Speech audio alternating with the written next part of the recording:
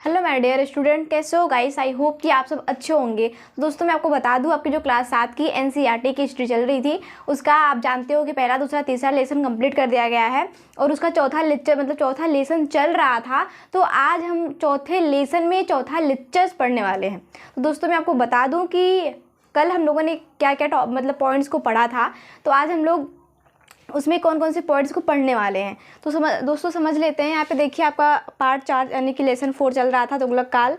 ये सब हो गया था। इसमें हम लोग मोहम्मद बिन तुगलक के बारे में हम लोगों ने पढ़ा था और हम लोग ये देख रहे थे कि जो मोहम्मद बिन तुगलक की योजनाएं थी उसमें कौन कौन सी योजना इन्होंने चलाया था और क्यों असफल हो गई थी। तो हम लोगों ने इसमें इनके 1 2 3 यानी कि 2 योजना को हम लोगों ने पढ़ लिया था, तीसरी योजना भी हम लोगों ने पढ़ लिया था। तो इनकी जो तीसरी योजना थी वो थी सांकेतिक मुद्रा का प्रचलन। तो हम लोगों ने इसके अंतर्गत देखा था कि इन्होंने मिश्रित धातु के सिक्के चलवाए थे और उस टाइम क्या था, चांदी के सिक्के चल रहे थे। तो उस टाइम विश्व स्तर पे चांदी में कमी आ गई थी। तो क्या हुआ, फिर इन्होंने मिश्रित धातु के सिक्कों को चलाया। फिर उसके बाद क्या हुआ, आप यहाँ एक ये पॉइंट यहाँ आप ये समझ लो कि यहाँ पे सांकेतिक मुद्रा, ठीक, आपको यहाँ पे ये समझना है जो इनकी तीसरी योजनाएं थी सांकेतिक मुद्रा का प्रचलन। तो आपको यहाँ ये समझना है कि सांकेतिक मुद्रा क्या होता है, ठीक है। तो यहाँ पे समझो मैंने लिखा है तांबे व पीतल की मिश्रित धातु। इसमें क्या क्या मिला होता था, इसमें मिला होता था तांबा और पीतल।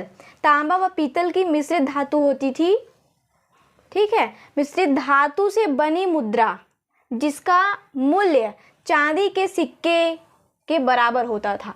यानी कि उस टाइम क्या था, चांदी के सिक्के चल रहे थे लेकिन चांदी में कमी हो जाने के कारण क्या हुआ, सुल्तान को मिश्रित धातु के सिक्के चलवाने पड़े। और मिश्रित धातु के सिक्के, तो इसमें मिश्रित धातु के सिक्के, तो इसमें किन किन चीज़ों का मिश्रण था, तो मैं आपको यहाँ पे समझना है तांबा और पीतल, ठीक है। तांबा और पीतल का हुआ करता था यहाँ मिश्रित धातु, जो कि सांकेतिक मुद्रा का प्रचलन उस टाइम था, यानी कि इन्होंने ही किया था, मोहम्मद बिन तुगलक ने। तो दोस्तों आप ये भी समझ गए कि सांकेतिक मुद्रा क्या होता था, तांबे व पीतल की मिश्रित धातु से बनी हुई मुद्रा, ठीक है, सांकेतिक मुद्रा होती थी जिसका मूल्य चांदी के सिक्के के बराबर ही होता था, ठीक। इतना तो क्लियर। अब हम लोग ये समझते हैं कि उसके बाद क्या हुआ, 1351 में ये सब, यानी कि इनकी जो योजनाएं चली, उस सब योजनाओं के चलने के बाद इनकी योजना कैसे असफल हो गई, हम लोगों ने ये सब भी देख लिया। अब यहाँ हम लोग ये समझते हैं कि यहाँ पे सिंध में विद्रोह के समय मोहम्मद बिन तुगलक बीमार पड़ गया था। यानी कि जिस समय सिंध की लड़ाइयाँ चल रही थी उस टाइम क्या हुआ, मोहम्मद बिन तुगलक बीमार पड़ गया था और उसकी मृत्यु हो जाती है 1351 में। किसकी, यहाँ पे आपको समझना है, 1351 में इनकी मृत्यु हो जाती है मोहम्मद बिन तुगलक की। तो यहाँ पे इनका भी शासनकाल यहीं पे समाप्त हो जाता है। तो हम लोग दोस्तों आगे चलते हैं। अब क्या होता है, हम लोग ये समझेंगे कि अब आगे कौन गद्दी संभालता है मोहम्मद बिन तुगलक के बाद। अभी तो आपने गयासुद्दीन को देखा, फिर यहाँ मोहम्मद बिन तुगलक को देखा, अब इसके बाद कौन आता है हम लोग उसको समझेंगे। हाँ पे यहाँ पे एक पॉइंट और समझ लो कि इनकी मृत्यु होते होते दक्षिण में 2 नए राज्य, क्या, यानी कि दक्षिण में 2 नए राज्य, कौन से राज्य, विजयनगर और बहमनी राज्य का क्या हुआ, उदय हुआ, ठीक है, उदय हुआ। और पूरब में बंगाल क्या हो गया, स्वतंत्र हो गया। तो इसके बाद क्या हुआ, फिर इसके बाद क्या हुआ, जब सिंध पर आक्रमण हो रहे थे तो उस टाइम क्या हुआ, मोहम्मद बिन तुगलक कमज़ोर पड़ गया, बीमार पड़ गया था और 1351 में उसकी मृत्यु हो जाती है। उसके बाद चलते हैं, देखते हैं कि उसका उत्तराधिकारी कौन होता है। दोस्तों इतना तो क्लियर हो गया। अब हम लोग आगे चलते हैं।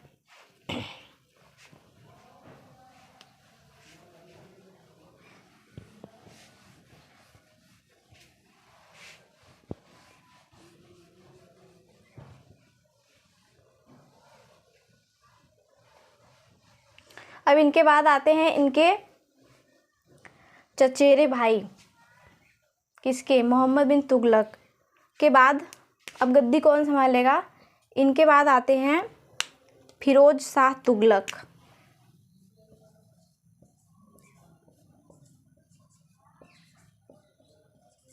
कौन, फिरोज शाह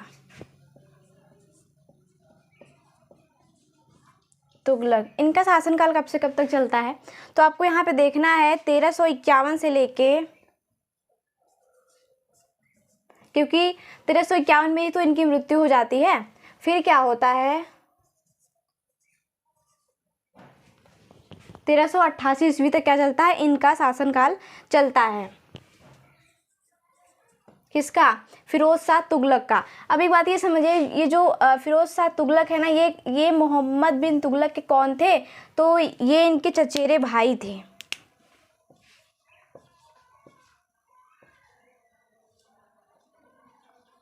क्या थे, चचेरे भाई थे। कौन, ये फिरोज शाह तुगलक, किसके, मोहम्मद बिन तुगलक के। तो अब यहाँ पे आप लोगों ने ये समझा कि जब 1351 में मोहम्मद बिन तुगलक की मृत्यु हो जाती है, तो उनके बाद जो नेक्स्ट गद्दी संभालते हैं वो संभालते हैं इनके चचेरे भाई, यानी कि फिरोज शाह तुगलक। अब फिरोज शाह तुगलक का शासनकाल कब से कब तक चलता है, तो इनका शासनकाल चलता है 1351 से लेके 1388 ईस्वी तक। दोस्तों अब हम लोग इनके बारे में पढ़ेंगे, किसके, फिरोज शाह तुगलक के बारे में। तो ये मैं आपको बता दूं कि जब 1351 में मोहम्मद बिन तुगलक की मृत्यु हो जाती है, तो उसके बाद गद्दी संभालने वाले यही रहते हैं, फिरोज शाह तुगलक। फिर क्या होता है, यानी कि ये इनके चचेरे भाई होते हैं। कौन, ये फिरोज शाह तुगलक, इनके चचेरे भाई होते हैं मोहम्मद बिन तुगलक के। फिर क्या हो जाता है, जब गद्दी पर, एक बात यहाँ ये समझिए, जैसे ही फिरोज शाह गद्दी पर बैठते हैं, जैसे ही गद्दी पे ये बैठते हैं, कौन, फिरोज शाह तुगलक, उसके बाद क्या होता है, इनको गद्दी पर बैठते ही इन्हें विद्रोह का सामना करना पड़ता है। किसको, फिरोज शाह तुगलक को। जैसे ही गद्दी संभालते हैं वैसे ही इन्हें विद्रोह का सामना करना पड़ता है। और फिर क्या होता है, जब विद्रोह का सामना इन्हें करना पड़ता है, तो ये कोशिश में रहते हैं कि जो विद्रोह हो रहा है हम उसे शांत कर सकें। ठीक है, हम उसे शांत कर सके। तो अब ये देखिए, ये विद्रोह को शांत करने की वजह से इन्होंने क्या क्या किया, तो आपको यहाँ समझना है। जैसे ही गद्दी पर बैठते हैं वैसे ही क्या होता है, इन्हें सुल्तान के लिए, यानी पहली समस्या ये सबसे खड़ी हो जाती है कि जो विद्रोह हो रहे हैं उन्हें कैसे ये शांत, यानी कि साम्राज्य के विघटन को कैसे रोक सके। भाई जब विद्रोह होगा तो सीधी सी बात है कि साम्राज्य क्या होगा, विघटित ही होगा, पतन की ओर हो ही जाएगा। तो यहाँ पे यही बात हो रही थी। तो जैसे ही गद्दी पे बैठते हैं वैसे इनके सामने एक समस्या खड़ी हो जाती है कि साम्राज्य को हम कैसे बढ़ाएं और जो विद्रोह हो रहे हैं उन्हें हम कैसे रोकें। फिर क्या करते हैं ये, फिर जो भी आक्रमण, और उस टाइम यानी फिरोज शाह, जिस समय इनका शासनकाल था फिरोज शाह तुगलक का, उस समय जितने भी आक्रमण होते हैं वो सारे आक्रमण किस लिए होते हैं पता है, साम्राज्य को बढ़ावा देने, साम्राज्य की रक्षा के लिए किए जाते हैं। फिर क्या हुआ, जब साम्राज्य की रक्षा के लिए उस टाइम इन्होंने जो भी आक्रमण किया वो समाज की रक्षा के लिए किया और ताकि साम्राज्य को बढ़ावा दिया जा सके, इसलिए किया। फिर आगे क्या होता है, उन्हीं प्रदेशों को अपने पास रखने की इन्होंने कोशिश भी की जहाँ से केंद्र से आसानी से ये शासन कर सकें। ठीक है, जहाँ से ये आसानी से शासन कर सकते। उनका शासनकाल बहुत ही क्या था, कल्याणकारी शासन था इनका। किसका, फिरोज शाह तुगलक का, यानी कि जन कल्याणकारी, यानी कि उस समय जनता के लिए बहुत से काम इन्होंने किया और इन्हीं की वजह से इन्हें जाना भी जाता है, फिरोज शाह तुगलक को। तो आगे हम लोग समझते हैं। फिर क्या हुआ, यहाँ पे एक पॉइंट आती है, क्या, लोकहित। ये पकड़ सकते हो कि इन्होंने जनता के लिए बहुत से कार्य किए थे और जिसकी वजह से इन्हें जाना भी जाता है। किसको, फिरोज शाह तुगलक को। तो अब हम लोग ये समझते हैं कि इन्होंने जनता के लिए क्या क्या किया था। कौन, फिरोज शाह तुगलक, यानी कि लोक हित के कार्य। ये तो एक पॉइंट्स हो गया कि लोक हित के कार्य, यानी कि अगर ये पॉइंट्स यहाँ पे है तो इसका मतलब तो यही हुआ कि उस टाइम फिरोज शाह तुगलक ने बहुत से ऐसे कार्य किए थे जो लोगों के हित में थे। तो क्या उन्होंने ऐसा कार्य किया, हम लोग इसको समझते हैं। तो देखिए, सबसे पहले तो इन्होंने क्या किया, सिंचाई को लेके मुद्दा बनाया। क्या, सिंचाई, मतलब कृषि में जो थी वो सिंचाई, इनकी सबसे जो इन्होंने पहला अपना कार्य किया वो ये किया जनता के हित में, यानी कि लोक के हित के कार्य में सबसे पहले उन्होंने क्या किया, कृषि को ही इन्होंने सबसे पहले अपना मुद्दा बनाया। क्या किया, कृषि में सिंचाई की व्यवस्था को लेकर इन्होंने बहुत ही अच्छा कार्य किया था। क्या किया था, आपको समझ लीजिए। देखिए, नहरों का सबसे पहले तो इन्होंने क्या क्या निर्माण किया। क्या, जो नहर थे, इन्होंने सबसे पहले जनता के हित में कृषि को मुद्दा बनाया और कृषि में सिंचाई की व्यवस्था को उठाया। और सिंचाई की व्यवस्था के लिए सबसे पहले उन्होंने क्या किया, नहरों का निर्माण किया। और जैसे कि उन्होंने नहरों का निर्माण किया, जैसे मैं आपको बता दूं, जैसे हो गए यमुना नहर, और जैसे हो गए सतलज हो गया, सतलज नहर हो गया, आदि ऐसे नहर हैं। तो ये नहर ऐसे भी हैं जिनसे आज भी सिंचाइयाँ होती हैं। किससे? जैसे यमुना नहर हो गया, सतलज नहर हो गया, ये नहर ऐसे हैं जिनसे आज भी सिंचाइयाँ होती हैं। तो यहाँ पे सबसे पहले लोकहित के कार्य में इन्होंने क्या किया? कृषि को मुद्दा बनाया। कृषि में सिंचाई की व्यवस्था, उस टाइम भाई समस्या आ रही होगी जनता को, तो उस टाइम क्या हुआ? कृषि को प्रोत्साहन देने के लिए जनता के हित में इन्होंने क्या किया?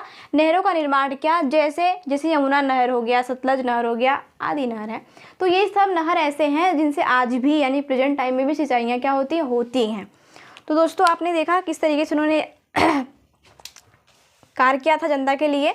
फिर क्या हुआ? सुल्तान ने जौनपुर, फिरोजपुर और फिरोजाबाद आदि जैसे नगरों का क्या किया? इन्होंने स्थापना भी की। किसने?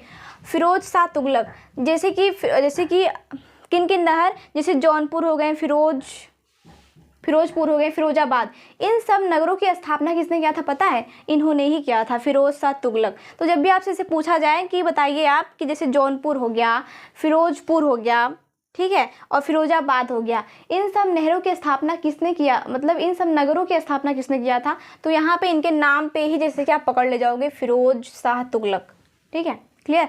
हम आगे चलते हैं। अब फिर क्या होता है? इन सब नगरों की इन्होंने स्थापना की और उसने प्रजा के लिए जैसे कि हो गया सराय, क्या? सराय हो गया। फिर क्या हो गया? जैसे जलाशय हो गए, अस्पताल हो गए, ऐसे बहुत से इन्होंने काम किया जनता के हित में। ठीक है, जैसे बगीचे, पुल, इन सभी का निर्माण करवाया और मरम्मत कराई ताकि इनका प्रयोग जनता अच्छे से कर सके, भली भांति रूप से कर सके। तो इन्होंने ऐसे बहुत से काम किए। फिर क्या हुआ? इन्होंने दीवाने खैरात की भी स्थापना की थी। दीवाने खैरात क्या था मैं आपको बताऊं? दीवाने खैरात क्या था? जिसमें विधवाओं और जो अनाथ लड़कियां होती थी उन सबके उसमें रहने की, खाने पीने की व्यवस्था, विवाह की सारी बंदोबस्त उसमें होती थी दीवाने खैरात में। तो दीवाने खैरात की भी स्थापना फिरोज शाह तुगलक ने ही किया था। किस लिए किया था? ताकि वहाँ पे जो अनाथ लोग हैं, जो विधवाएं महिलाएं हैं, उन सबको वहाँ पे अच्छे से सुरक्षित रखा जाए और उनके खान पीन की एकदम पूरी व्यवस्था की जा सके। तो उनके लिए भी व्यवस्था इन्होंने किया था। अब फिर क्या होता है? फिर वहाँ पर एक बात ये भी आ जाती है कि बेरोजगार लोगों को नौकरी देने के लिए उसने सर्वप्रथम एक रोजगार कार्यालय भी स्थापित किया था। क्या?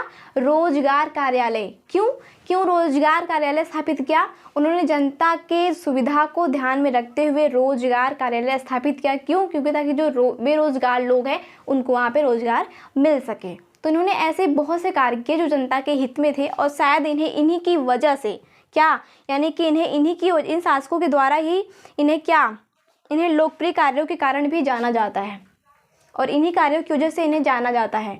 ये बहुत ही लोकप्रिय शासक के रूप में जाने जाते हैं। कौन? फिरोज शाह तुगलक। तो दोस्तों इनका पॉइंट्स यहीं पे ख़त्म होता है।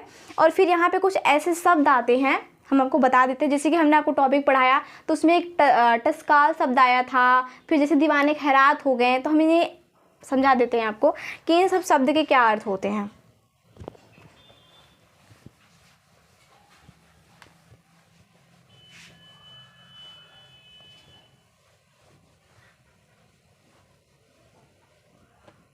इसमें शब्द आया था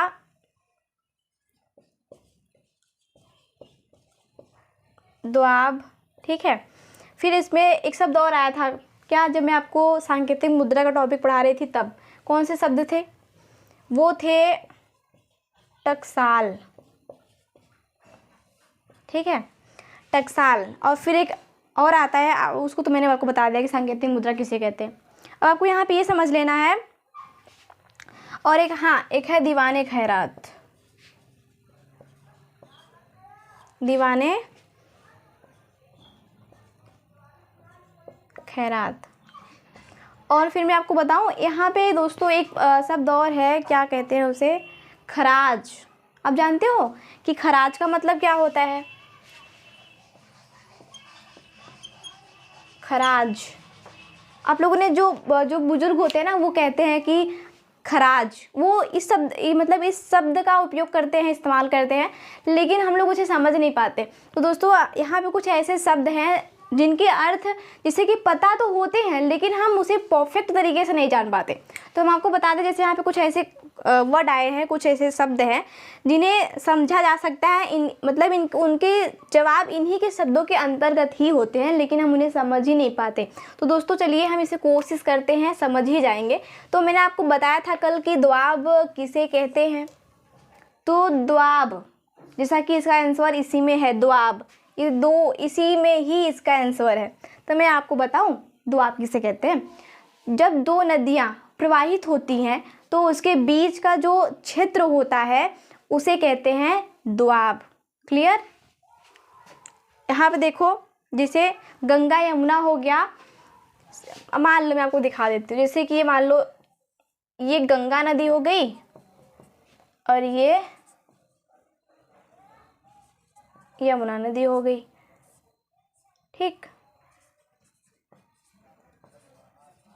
नदी हो गई, ये दो नदियां प्रवाहित हो रही हैं। अब इसके बीच का जो क्या है, क्षेत्र है, इसी को कहेंगे क्या? दोआब। समझ गए आप? अब यहाँ पे ये बात समझिए, टकसाल क्या होता है। तो वह टकसाल वह स्थान होता है जहाँ पे मुद्रा को ढाला जाता है, तो उसे कहा जाता है टकसाल। ठीक है, जहाँ पे क्या मुद्रा को ढाला जाता है। ठीक है, जहाँ पे मुद्रा को ढाला जाता है उसे कहते हैं क्या? टकसाल। ओके, और फिर यहाँ समझिए दीवाने खैरात क्या है। तो दीवाने खैरात मतलब समझते हो, जहाँ पे ज़रूरतमंदों को आर्थिक सहायता प्रदान की जाती थी, उसे कहा जाता था खैरात। तो यहाँ पे इस टॉपिक में पढ़ाते वक्त कुछ ऐसे कठिन शब्द आए थे जिसके अर्थ को मैंने आपके समक्ष स्पष्ट कर दिया। आई होप कि दोस्तों आप लोग को ये सारे पॉइंट्स समझ में आए होंगे। अगर नहीं भी आए हैं तो आप उसे कमेंट बॉक्स में पूछ लेना, हम उसे पुनः बताएंगे। Okay guys, thank you so much. हम फिर मिलते हैं नेक्स्ट वीडियो में।